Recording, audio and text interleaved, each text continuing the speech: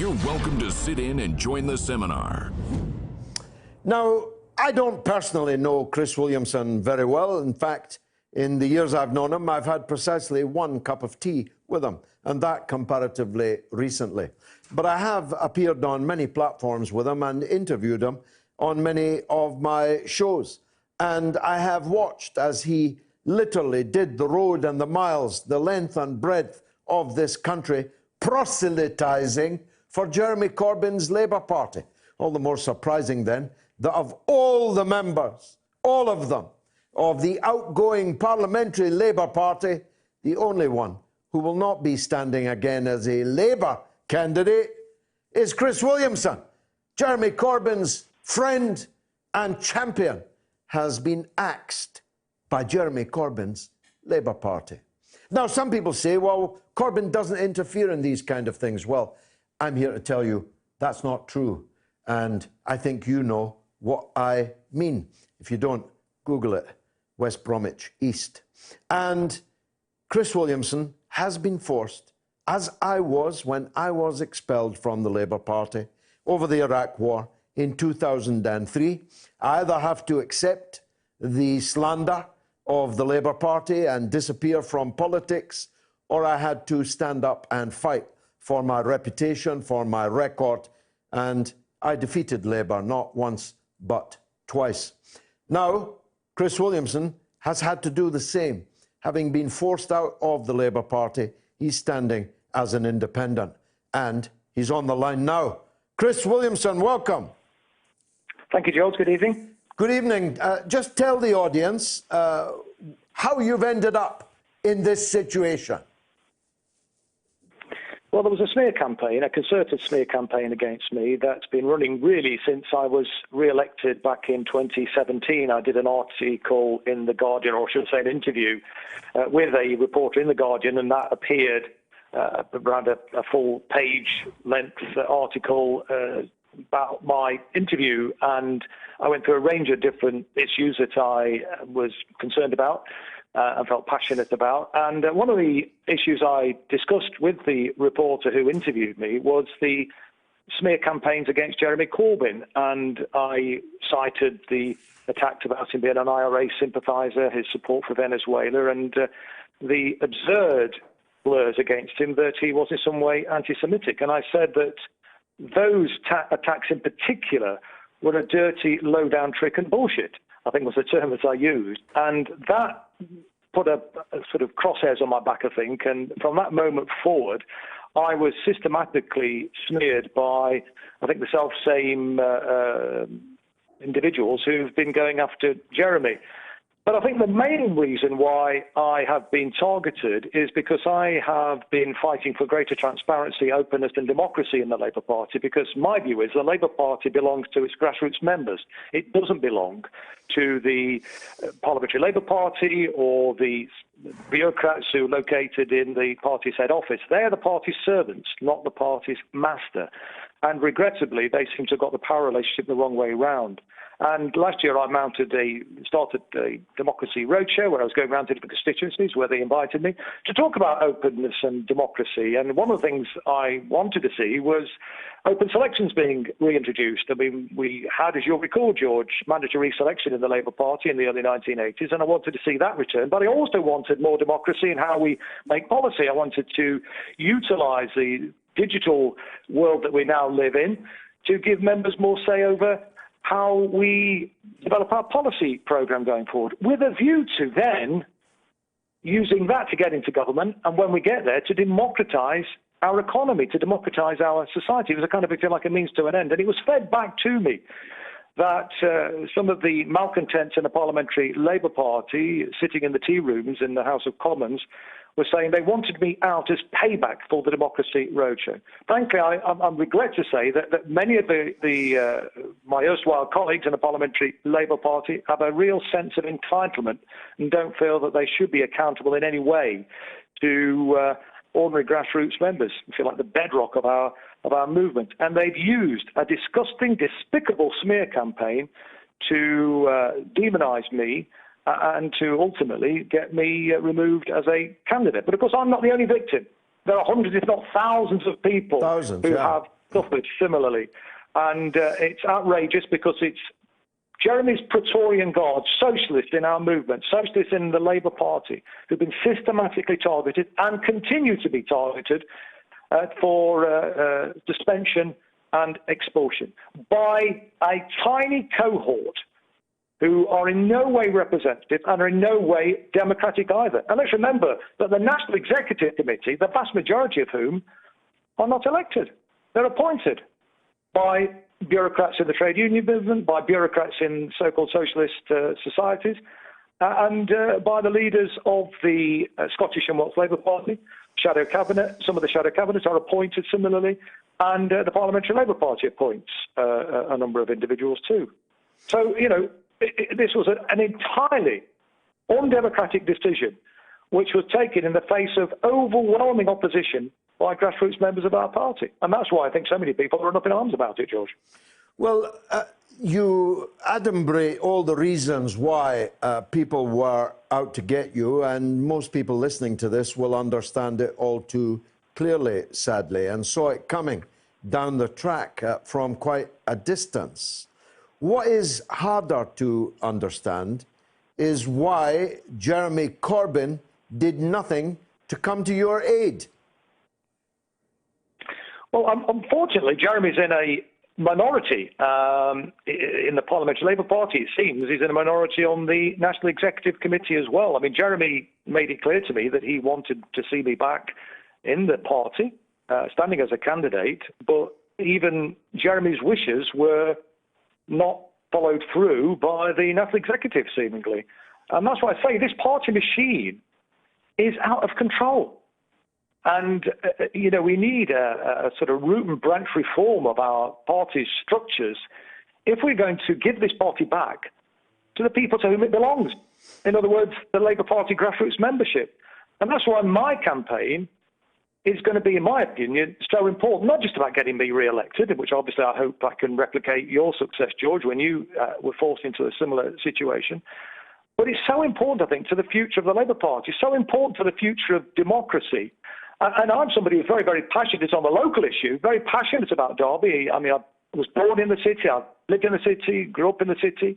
And obviously I want to continue representing people, as I've been doing now for the best part of 35 years, as a welfare rights officer, then a local councillor, leader of the council, and MP. I mean, frankly, it's the kind of casework. It's standing up for local people and getting things done for local people, and using the influence that you have as an MP to right the wrongs and to correct the injustices that all too many people, sadly, are being subjected to in Britain today. And you know, I very much want to be able to continue doing that, standing up for people in my home city. But on that wider element, though, that issue about democracy, you know, and trying to regain control of our party, and to actually improve, you know, politics in our country as a whole. And at the minute, there's a tiny cohort within the Labour Party, you know, the establishment, if you like, who don't represent the interests of the vast majority of party members, or indeed, in my opinion, the vast majority of the country as a whole, who have an iron grip on our democracy. And it's therefore not fair, it isn't giving people in the country a proper and adequate choice. I'd hoped that we'd moved on from the new Labour era, and I think in many ways we have moved on from that new Labour era. And I'm confident that Jeremy can win this election, and I'm confident as well that we'll start to see the beginning of some socialist policies being implemented on the domestic front, as it were. But I fear that our foreign policy will still remain imperialist, notwithstanding our commitment to an ethical foreign policy. And that's why I think it's so important that, you know, we give this party back to our members, that we break the stranglehold that this tiny cohort at the centre of the party, with that unedifying sense of entitlement, that we break that grip, so that we can have you know, a genuine sort of democratic party that doesn't indulge in this kind of social imperialism that we are currently witnessing from people who, many, I think, in our party are on our side. I mean, regrettably, some of the leaders in Momentum, for example, are guilty of this. And it's so important, therefore, I think, that we do continue this call for democracy. And as Tony Benn himself once said, democracy is the most revolutionary thing in the world. And he was absolutely correct when he said that. I didn't quite understand what he meant when I first read it, but given the treatment to which I've been subjected and others have been subjected for fighting for greater democracy, for fighting for social justice and a genuine ethical foreign policy, people like yourself, George, know precisely what Tony meant when he uttered those words all those years ago. Well, you're very loyal, Chris, more loyal than they deserve, but I'll not pursue that line any further now on the air. I just want to raise one or two other issues. The first one is this a coincidence? Only one member of the British Parliament out of 650 has stood up consistently, bravely, publicly, outside the prison walls for Julian Assange. And that member of Parliament is Chris Williamson, the one that's just been sacked. And only one member of Parliament consistently, publicly, bravely attacked the so-called Integrity Initiative, which was the PSYOPs, the Black Ops, the dirty tricks department of the British state, which was seeking to target people, organizations, academics, journalists, politicians who stood up to the incredible narrative that we are currently living through on the Skripal affair, Salisbury, and so on. That was also Chris Williamson. You're the only person who stood up on both those things in the House of Commons, and you're the one that's now out. Is there any connection between these things, or is that just a coincidence? Well, it may be a coincidence, or there may be a connection. I don't know. I know a number of people have said that it's interesting that the ferocity of the attacks against me did seem to intensify when I started asking difficult questions about the activities of the Integrity Initiative and the so-called Institute for Statecraft. I lodged a complaint, actually, about the Institute for Statecraft with the Office of the Scottish Charity Regulator, because they are, well, they say they're based up there, but they're registered. Their registered office registered is up there. in a derelict mill. Absolutely, and I know that because I went to investigate for myself and discovered it was a semi-derelict mill where they are located, and it's obvious that they weren't acting as a charity, and as a consequence of my complaint, an inquiry was mounted, and indeed they were found wanting, and a very critical report has recently been published by the Office of the Scottish Charity Regulator, which was very critical of the organisation, of the trustees, and they've had to make some significant changes to their modus operandi. What I'd be interested to know now is where is the funding still coming from? What are they now doing, and under what guise are they now operating? But the scandal of this, of course, is that the so-called Integrity Initiative was receiving public money, over £2.5 million from the Foreign Office and the Ministry of Defence. And their activities were very similar to Operation Mockingbird that was established by the CIA in the early 1950s, which was used to place stories in the newspapers supporting the administration, supporting the hostility to the Soviet Union, hostility to the civil rights movement, and also to influence the civil rights and student movement by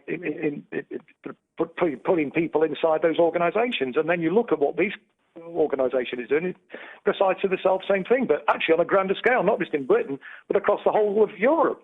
A chap called Pedro Baños was the favoured candidate, the favoured Socialist Party candidate, to become the director of the Department of Homeland Security, I believe it was. And because he'd made some fairly softball comments about Russia not, in his opinion, posing any real threat to the national interests of Spain, he was targeted by the Integrity Initiative's Spanish cluster, and they ensured that there were hostile articles smearing this chap in the Spanish press, and there was a social media campaign organised against him, a pile-on, and ultimately he was not appointed to that job. And so we have an organisation here, funded by the taxpayer, that is smearing people in foreign democratic countries, but also is using money, public money, to smear the leader of the opposition. This is a direct attack on British democracy. And so one wonders whether or not my questions about it led to an intensification of the attacks upon me. I have no evidence to suggest that it was, but I wouldn't be surprised to be honest. No. But your point about Julian is one that's well made as well, because the man is an international hero. He's done an incredible public service, not just for Britain, but for the entire world, in highlighting the outrageous abuse of state power, war crimes by the United States of America, corporate abuse of power, and so on. And that's why he's been targeted. And I think when people say to me, how do you sort of withstand the attacks to which you've been subjected? And, you know, it's not very pleasant, I've got to say. It's not pleasant on me or indeed my family. I take heart and inspiration from people like Julian Assange, Lula da Silva, who's thankfully just been released from prison in Brazil, who have really paid hugely for their integrity. And we absolutely have to do everything we can, in my opinion, to support Julian Assange and to continue to bring pressure to bear. And one of the things I'm absolutely hoping beyond a hope that one of the reasons I'm hoping beyond a hope that we get Jeremy into 10 Downing Street is that under a Labour government, we will release Julian from the outrageous incarceration to which he's being subjected at the moment. As I say, he is an international hero, and we should tell Donald Trump where to get off in terms of any notion of extradition to the US. So that's one absolutely crucial reason why we need to get a Corbyn-led Labour government. Look, in Derby North, I am the real Labour candidate. I mean, I'm standing as an independent because I have to, as you know, but I am the real Labour candidate. I am the only candidate on the ballot paper who will actually support Labour's programme, and the only candidate on the ballot paper who supports Jeremy Corbyn as our leader. My Labour opponent, if they go ahead with him as the Labour candidate, and I've called on the Labour Party not to field a candidate in this election, but he campaigned against Jeremy Corbyn. He supported Owen Smith. He's no friend of Jeremy Corbyn at all. And so I don't want to indulge in negative politics, but that's just the fact of the matter. And so I believe that the Labour Party shouldn't field a candidate, but if they do, I would urge everybody who believes in democracy, decency and social justice, who is opposed to backroom stitch-ups and dirty dealings, who doesn't agree with the sense of entitlement that certain individuals in the party seem to display and think they can ride roughshod over party members and the voters in Derby North, to actually give them a bloody nose, and vote for me. And I will certainly support the Labour programme and certainly be more loyal to Jeremy Corbyn than the person that the NEC has undemocratically installed in my place. Now, lastly, I was at a Nicaragua event the other night. I met two very young young Labour lads, nice lads they were, from London constituencies. They looked like your archetypal Blair factory boys, but they were not. They were sympathetic, actually, to you and to me, for that matter. But they did make this point, and there will be people listening, watching tonight, who will also feel it.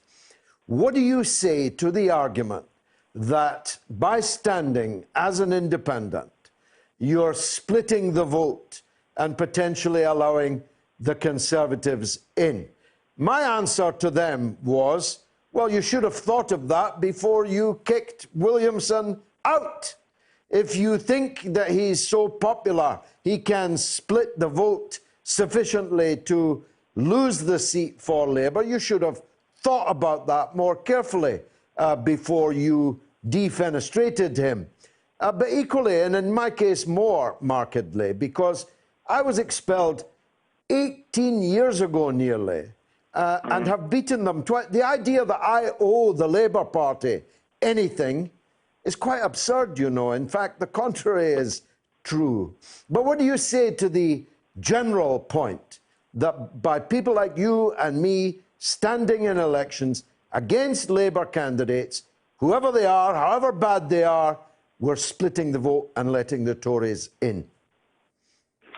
Well, I mean, that's one of the reasons I've said that the Labour Party shouldn't field a candidate. But this is a really important campaign. This, as I've already said, George, it's not just about me. This is a battle for democracy. It's a battle for the soul of the Labour Party. The party's establishment has acted in an entirely undemocratic way, in the way in which they've dealt with me. Look, if they'd said we're going to have an emergency selection process, we're going to invite all party members in Derby North to have a say and allow them to either vote against or for me or someone else. And if they decided to select someone else, well, I'd have walked away and have accepted that. I might have even considered walking away and accepting it, George, if they'd acted in an undemocratic fashion, but it had installed somebody who actually supports the leader, who supports the Labour programme. But they've done the very opposite of that. And what I say is that this campaign that I am fighting is one that I'm fighting to win. I'm not fighting to split the Labour vote. As I've said, I'm very passionate about Derby. It's a city where I was born and grew up. I feel that my record over the period will hopefully carry me through with people. I've had very, very good feedback, I think. And when we get the message out, I think, to people about the wholly undemocratic way in which the Labour Party has acted, when we get the message out that I am literally the real Labour candidate on the ballot paper, that I'm fairly hopeful and confident that we can win sufficient numbers of voters in Derby North to actually vote for me, to deliver the sort of policies that this country is crying out for. And as I say, if the party is genuinely concerned about splitting the vote, well, then they should not field a candidate in this election.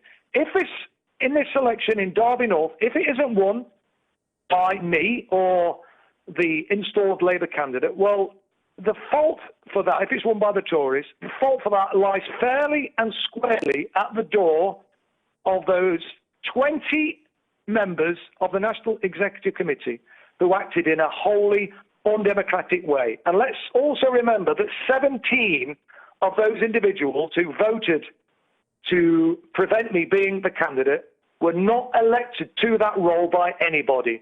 And a majority of those who were elected to the National Executive Committee by party members did vote for me to be the candidate in this election.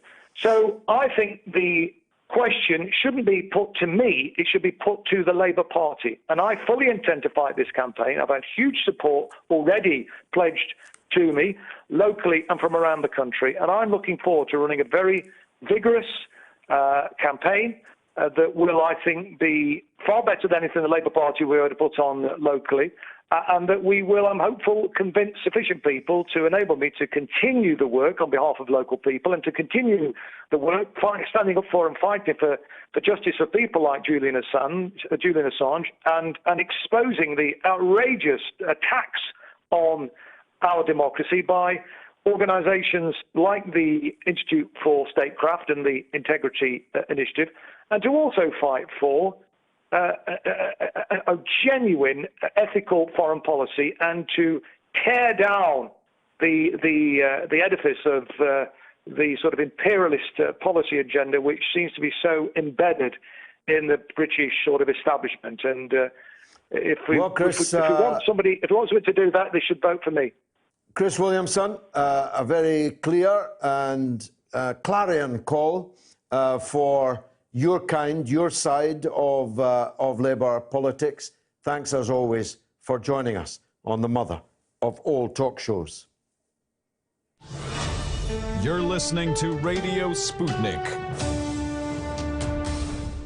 By Any Means Necessary is your guide to the movement and efforts shaping the world around us, from mass incarceration.